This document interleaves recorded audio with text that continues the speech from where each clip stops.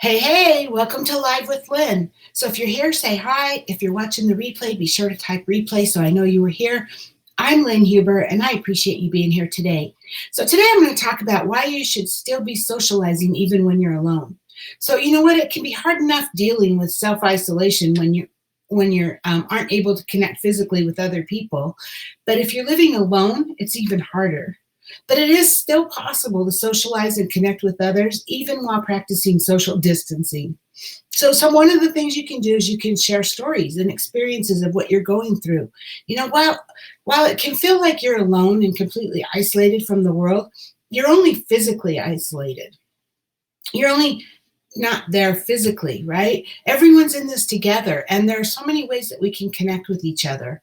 So when you're still able to socialize from a distance, it allows you to share stories and experiences. And everyone you talk to is going to be in a similar situation. Some may be slightly different, but overall, we're all dealing with this same thing all at once together as a country, as a world, actually, right? So if you can get support, it can help you feel like you're part of a community. So you can offer and receive support. Support's essential during any difficult time, but when you're social distancing, it might feel impossible to get it when you need it. But the good news is that you're still able to offer and receive support from a distance. Maybe you have knowledge in working from home or relieving stress or maintaining productivity. You can use those skills to help others who are brand new to this. You can also reach out to people who have been homeschooling for years, and maybe they can give you tips on how to homeschool your own children.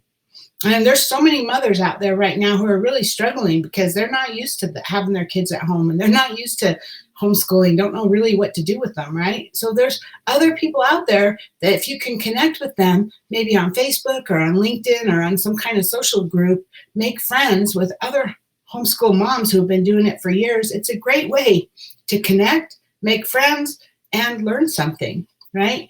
Participate in activities together. Thanks to technology and the internet, it's super easy to get together with friends and participate in activities together. You got Zoom, and there's other video conferencing programs that really come in handy. Zoom is one I use a lot. I'm not familiar with a lot of the others, but there are other programs out there.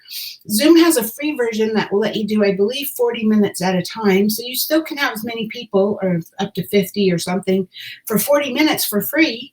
And you can just sign up. I think it's at zoom.us, I think is the website.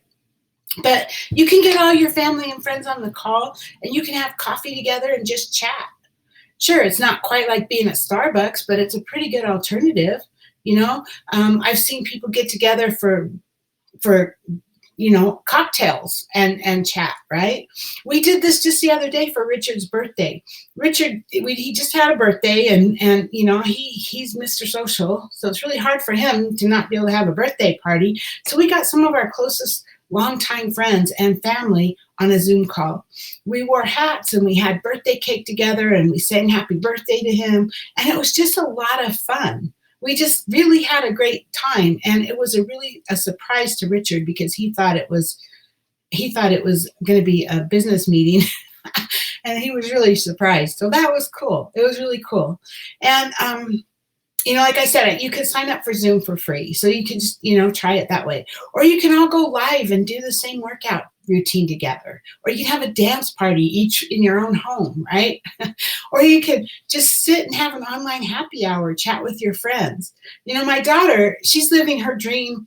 She's living in a van. She travels all around the country, but mostly on the West Coast, because she's found West Coast is more, or the West, not the coast, but the West of the United States is more friendly or has more open areas for van life. But she, lives down by a river, or she goes in different places. And I think she was in Arizona, but one evening we watched a movie together at the same time. And so we were both watching it, and we were texting about it while we were watching it. It was pretty cool because it just felt like we were right there. We were just chatting back and forth while we were watching the movie, about the movie, and that was pretty cool, right? So I haven't tried it yet, but apparently Netflix actually has a watch party plugin. It allows you to watch the same show or movie on Netflix with all of your friends. You can grab as many people as you want, and you can all watch and comment on it together. So like I said, I haven't tried that one yet, but hey, that's an option to look into.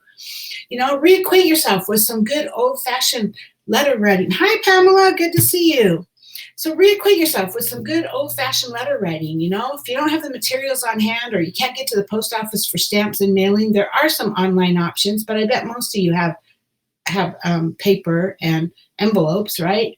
But I use a company called Send Out Cards where, they have a deal where for $97 a month, you can send unlimited heartfelt cards, as many as you want. And I'm working that subscription hard. But, I know that might sound like a lot to some of you, but they have other subscriptions that are a lot less. And they even have a free account where you can just pay for each card as you send it. And you do that from the comfort of your own home, from the computer or your phone. You can just get on there, you can add pictures, you can create a card, and Send Out Cards will stuff it, stamp it, and mail it. Well, print it, stuff it, stamp it, and mail it for you. And that way you're doing that old-fashioned letter writing still, but from the comfort of your home. So if you want more information about that, just let me know. But you can make your own cards, you can write letters, anything. It's all about staying in touch, right? Check in on your loved ones. While you're still socializing, don't forget to check in on people. Call, text, video chat, or send a message through social media. You can make sure your loved ones are doing okay and see if you're able to offer some words of support to them, even though you can't be together in person, especially your older, your parents or your grandparents or whatever, the older people in your life, because they might be feeling really lonely now. So here's an interesting idea I was reading about this morning. Initiate a video chat with a friend or loved one, and then leave it running in the background for an hour or two as you go about your day. I know it sounds kind of intrusive, but they say it kind of allows you to spend time together with someone, chatting intermittently as if you might live in the same space. So that's kind of an interesting idea, really. If you have someone you're close to, but you can't be with, just leave the video chat on and just for an hour or two, right? Hey, that is awesome. I do. Awesome.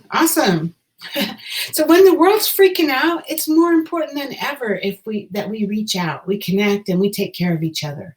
So hey, now I'd love to hear from you. What kinds of ways are you still staying social that now that you're working from home or that you are home? What kinds of things are you doing to stay busy? Please share in the comments below. I'd love to hear your stories. Thanks for being here with me today, Pamela. Thanks for being live with me, and anyone else who might be live who didn't say hi, and anyone who's watching the replay. I hope you have a great day, and I'll see you tomorrow. Bye-bye.